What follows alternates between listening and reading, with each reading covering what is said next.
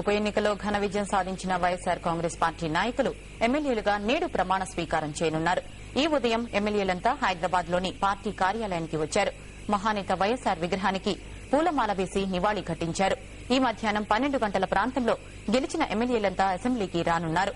Speaker కార్యాలయంలో ప్రమాణ స్వీకారం చేస్తారు. అంతకంటే ముందు ఎమ్మెల్యేలంతా మాజీ మంత్రి పరకాల నియోజకవర్గం నుంచి త్రుటిలో ఓటమి పాలైన కొండా సురేఖ ఇంటికి వెళ్తారు.